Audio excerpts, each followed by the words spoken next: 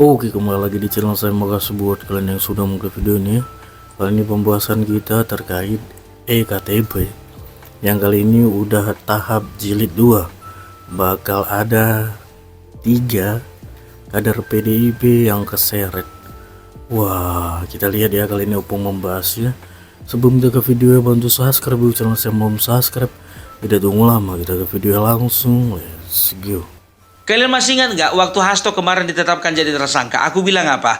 Ini akan ada pengungkapan kasus EKTP jilid 2. Dan sebentar lagi akan terlaksana. Iya. Karena salah satu pelaku yang udah DPO sudah ditahan di Singapura. Iya. Apa kaitannya Bung dengan Hasto? Karena kemungkinan ada 3 nama lagi yang akan terseret dari kader PDIP. 3 ya. Siapa-siapa aja namanya, Bung? Sabar kali ya. Ikuti cerita ini dari awal sampai akhir biar ketemu kalian siapa orangnya. Aku gak akan spill di menit keberapa, aku akan kasih tahu.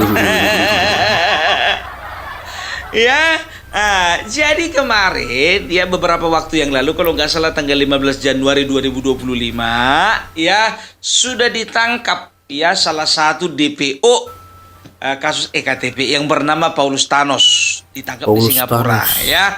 Nah, jadi mungkin kalian bertanya, apa peranannya si Paulus Thanos ini? Nah, kita harus runut dulu dari awal ya. Kita harus runut dari awal sampai akhir supaya kita ketemu kesimpulannya. Jadi penyebutan tentang kemungkinan kader PDIP akan terseret 3 orang lagi namanya nggak menjadi hoax. Nggak menjadi karena hoax, aku harus bertanggung jawab dengan apa yang kukatakan. Iya kan?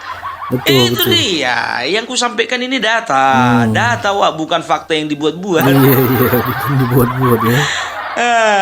Jadi kita runut dulu dari awal. Jadi kalau bicara tentang kasus EKTP, ya kiblatnya itu selalu Setia Novanto. Selalu ke situ, nggak ada yang lain. Padahal pelakunya banyak. Iya, betul. Yang nerima aliran dana juga banyak.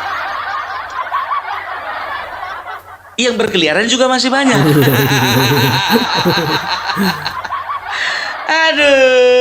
Aduh, ya kan. Jadi begini, tahun 2010 Kemendagri mengajukan sebuah proyek, ya proyek pengadaan EKTP. Ya, jadi kalau sudah pemerintah mengadakan proyek seperti itu, sudah pasti harus dibahas terlebih dahulu di DPR, ya.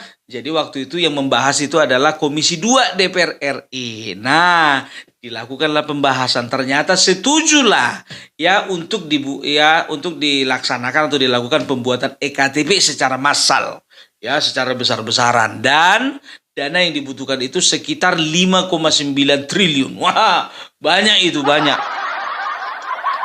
Ya kan? Nah, setelah dilakukan pembahasan, ya dipanggil lah, ya dikontak lah atau ditelepon atau dikomunikasikan lah dari dari pihak DPR Komisi 2 kepada Kemendagri, ya. Waktu itu ketua Komisi 2 yang namanya Burhanuddin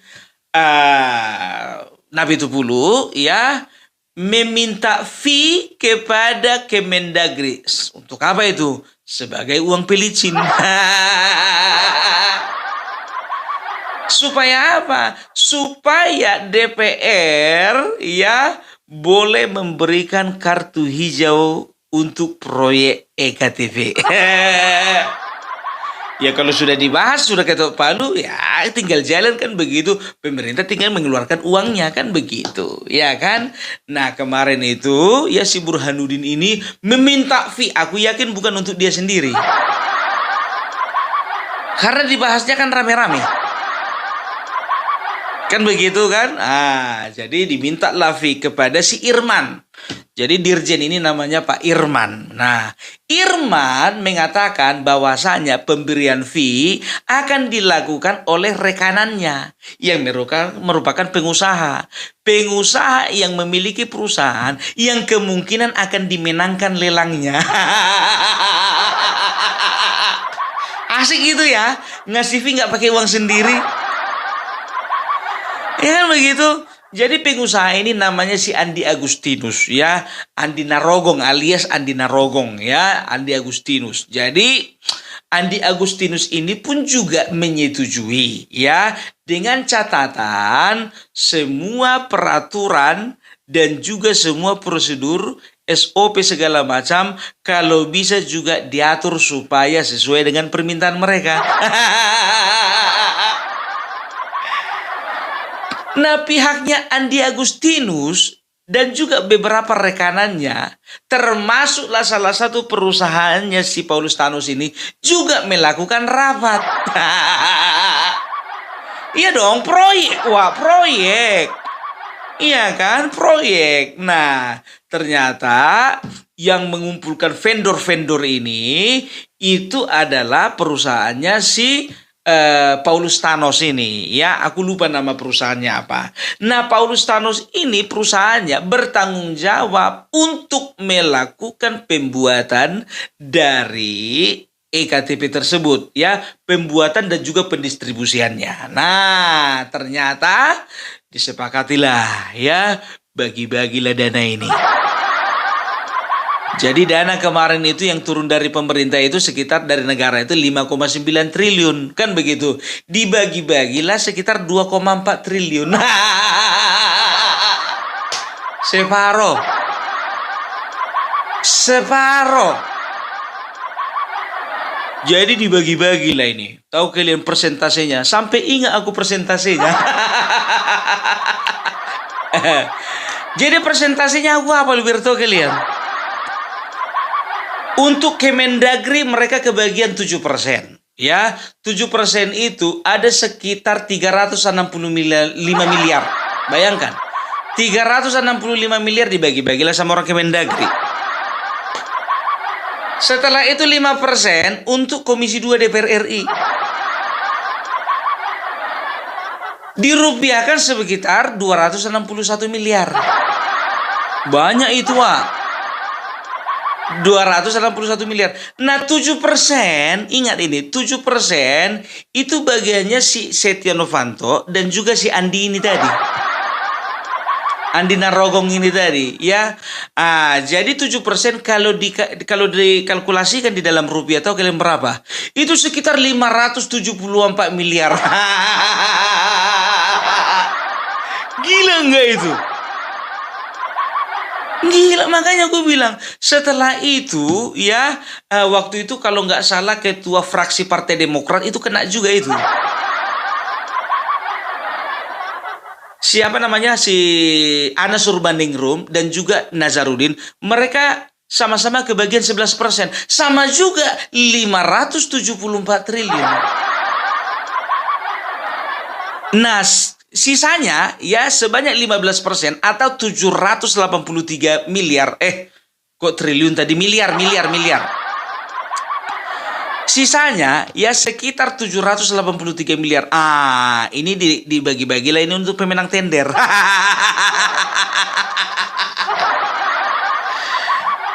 Termasuklah di situ perusahaannya si Paulus Thanos. Ya, udah jelas ya.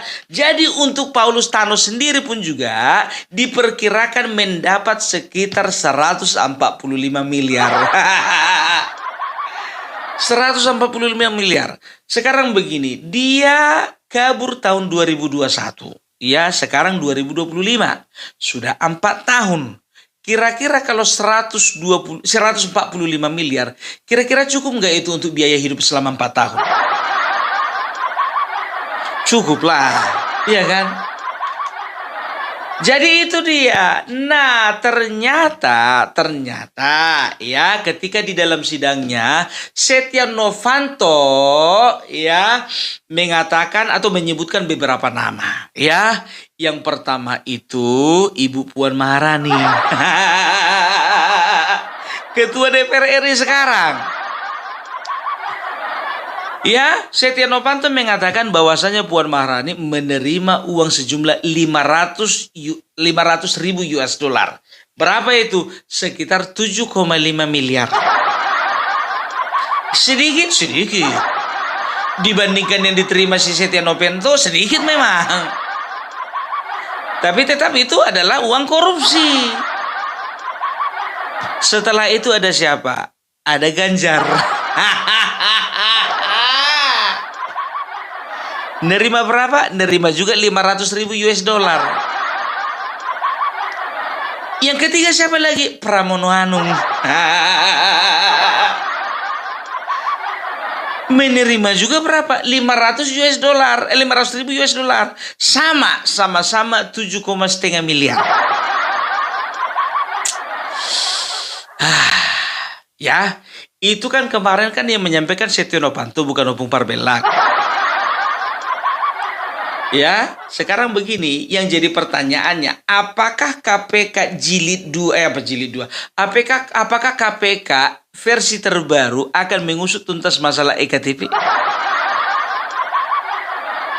Mudah-mudahan. Jadi sekarang sudah bisa dipastikan kenapa Megawati dan PDIP mati-matian kepingin ketemu Bapak Prabowo. Aduh. Ternyata banyak. Astagfirullahaladzim. Ya, jadi kayak si Nazarudin, ya kan? Dia itu kalau nggak salah 7 tahun atau 8 tahun. Anas Urbaningrum sudah selesai, sudah keluar dia. Setia Novanto vonisnya sekitar 20 tahun. Otomatis dia nggak rela, cuma dia sendiri yang apa, ya kan? Cuman dia sadar diri juga, karena apa? Dia dapatan paling banyak. Yang lain kecil-kecil itu, tapi jangan lupa kecil-kecil pun juga uang negara itu. Aduh, apakah nanti Setia Novanto akan diminta lagi keterangannya? Kita tunggu. Mudah-mudahan KPK yang sekarang memang betul-betul bekerja dengan profesional ya.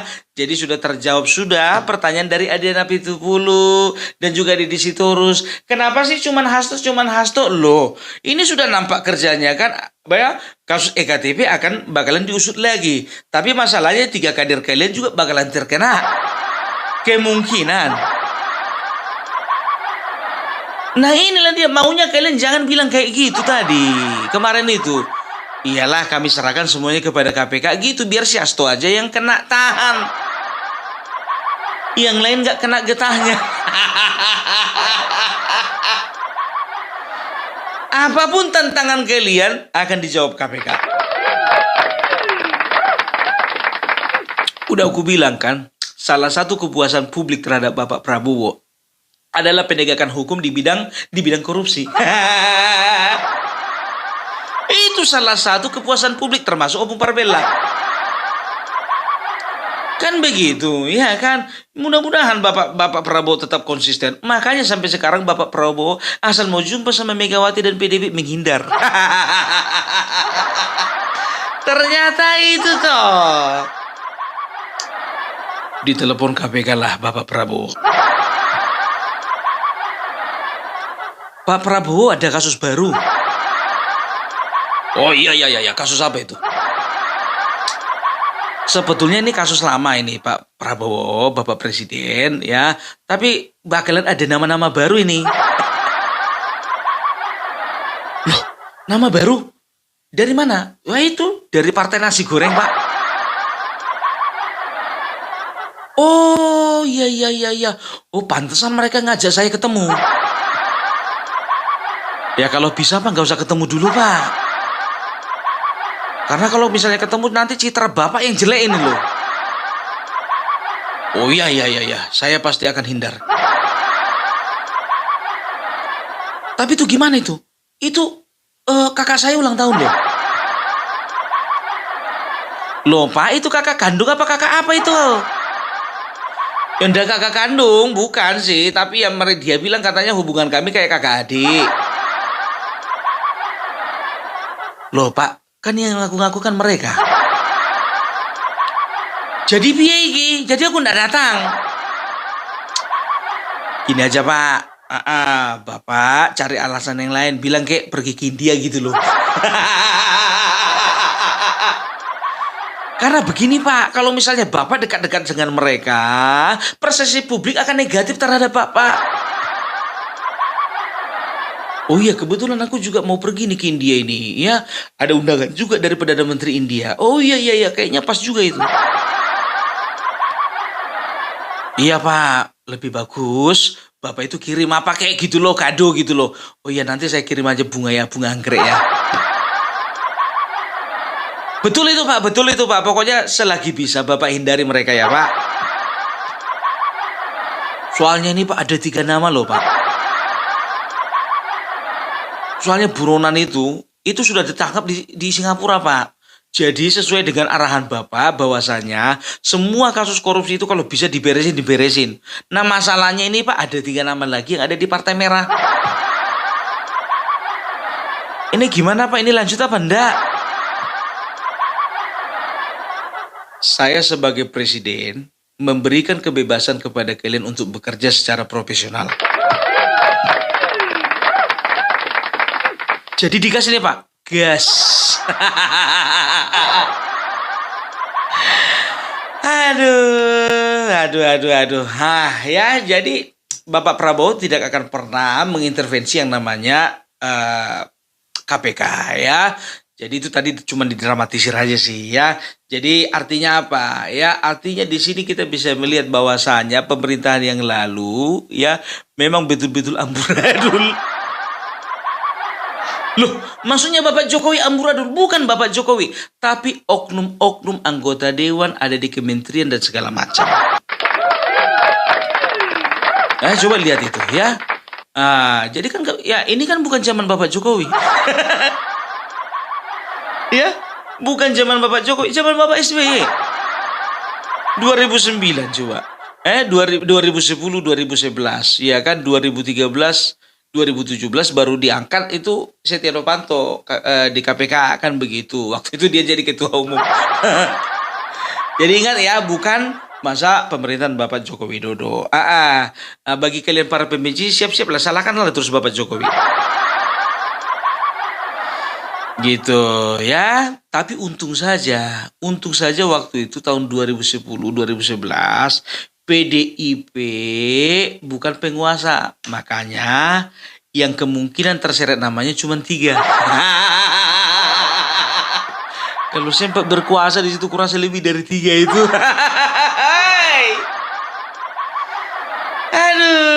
Aduh, EKTP ya.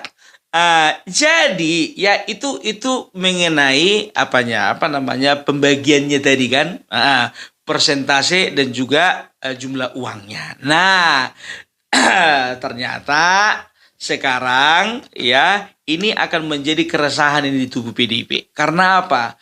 Karena beberapa media sudah mempublis bahwasanya ya akan ada 3 nama lagi dari kader PDIP yang akan terseret.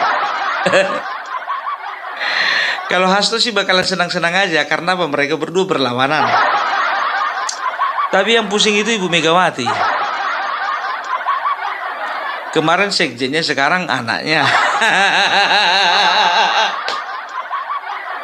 Aduh. Nggak habis pikir kita ya.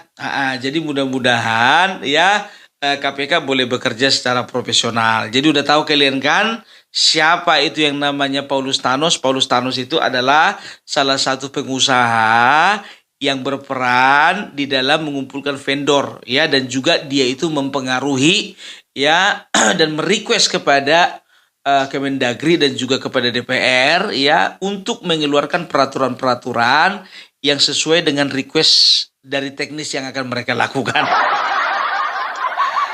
Aduh, mantap ya permainan kelas kakap. Gitu dia. Oke, jadi nanti kita akan lengkapi info-infonya ya. Jadi itu info yang Opung Barbelak dapatkan mengenai masalah EKTP ini. Oke, jadi itu dulu dari Opung Barbelak. Salam NKRI harga mati. Oke, itu dia videonya. Gimana menurut kalian, dan sampai bertemu di video saya selanjutnya. Buh.